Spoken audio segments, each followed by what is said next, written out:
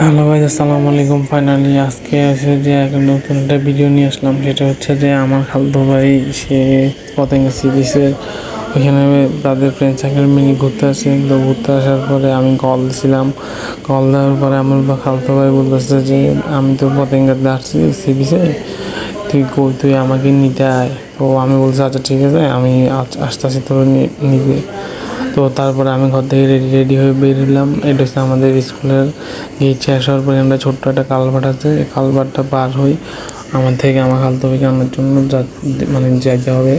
তো যাওয়ার জন্য দেখতেছি এখানে ছোটো ছোটো পোলাপান কয়েকটা, এখানে আম গাছ ছিল, ওগুলোতে পাথর মারতে ছিল। আর প্রচণ্ড রোদ আর অতিরিক্ত ধুলাবালু আর গরমে আমি পুরোই ঘামাই শেষ। মানে যা এত গরম যে বলার বাইরে, মানে বুঝতে পারবো না অন্যরকমই আপনাদেরকে। তো পাশে একটা বাইক দেখছিলাম, তো বাইকটা দেখে অনেক আফসোস হইতেছিলাম। যদি আজকে একটা বাইক থাকতো তাহলে আমি সুন্দর করে এক টান দিয়ে যে আমার খালতো ভাইটাকে নিয়ে আসতে পারতাম। দুঃখজনক বিষয়, আজকে একটা বাইক নেই বলি চালাতে পারতাছি না, প্লাস আনতেও পারতাছি না তাকে। তো কী করবো, আর হাঁটতে হাঁটতে যাচ্ছি আর গরমে মানে কী বলবো বলা যাচ্ছে না, পুরো ভিজে গেছি ভিতরে। মানে হয়তো আপনারা দেখতেছেন গলার মধ্যে হালকা হালকা ঘাম, কিন্তু বুঝবেন না কী পরিমাণ গরম লাগতেছে এটা বলার বাহিরে। তো পাশে এখান দিয়ে দেখতেছে রাস্তাগুলো ভাঙা, আর পাশে একটা মাইক্রো। তো গাড়ি বেশি থাকার কারণে আমি মানে উপর দিকে ক্যামেরাটা করতে পারি নাই। তো ক্যামেরাটা আমি নিজের দিকে নামে রাখছি। তো এখন এই পাশে দেখছি একটু ছায়া আছে, তো তার জন্য রাস্তার এই পাশ থেকে এই পাশে চলে আসলাম। চলে আসার পরে এখানে দেখতেছি কোনখান দিয়ে গেলে গরম ছায়া থাকবে আর কোনখান দিয়ে গেলে ডাইরেক্ট রোদ লাগবে। তো দেখতে দেখতে আবার আরেকটু সামনে যাওয়ার পরে এখানে দেখি কি কালভার্ট আর আরেকটা কালভার্ট আসি গেছে। তো রাস্তাগুলো অনেক উঁচু নিচে, কালভার্টটা অনেক ভাঙা চূড়া, কিন্তু এটা দেখে আমার ডর লাগতেছিল। তাই আমি মোবাইলটা পকেটে ঢুকাই ফেলছি কিছুক্ষণ পরে। তাই মোবাইলটা পকেটে ঢুকানোর পর বের করি, এই পাশে চলে আসার পরে দেখলাম রাস্তায়, তাও দেখি এখানে অনেক গরম।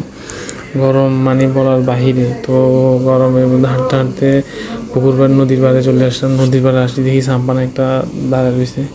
তো সাম্পানের পাশে এখানের মধ্যে সূর্যটার আলো পড়ে। এখানে প্রায় সময় আমি আসি, আগে আড্ডা দিতাম, কিন্তু এখন আর আড্ডা দিই না।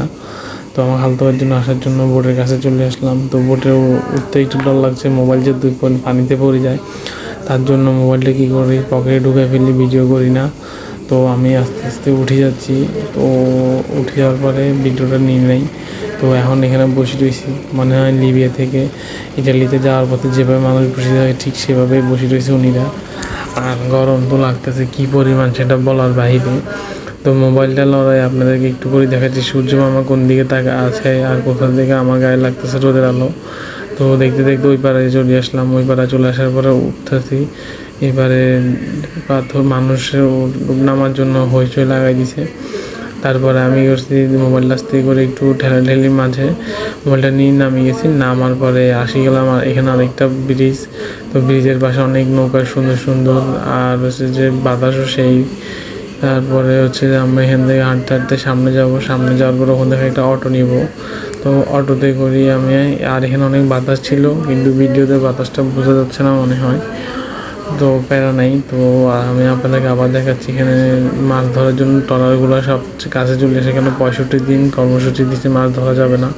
আর সূর্য আমার দিকে লাল লাল হয়ে তাকায় রয়েছে। তারপরে আমি এখানে যাওয়ার পরে একটা অটো পাইলাম, অটোতে উঠে গেছি। আর এখান দিয়ে মাইক্রোওয়ালা শুধু হর্ন দিচ্ছে, ডিস্টার্ব করতেছে আমাকে আমাদের অটো। তো তাই আমাদেরকে বেশি সাইড দিতে বলতেছে। তো এরপরে প্রাইভেট কার একটা আসতেছে। তো ওইগুলো দেখতে দেখতে দেখছি ওইখানে একটা রাস্তা আছে, ওইটা হচ্ছে এয়ারপোর্টের রাস্তা। তো এয়ারপোর্টের পাশে দিয়ে যে রাস্তাটা আছে ওইটা দিয়ে সি বিচ যাওয়া যায় খুব সহজেই। 15 টাকা গাড়ি ভাড়া নেয়, তেমন একটা কষ্ট না।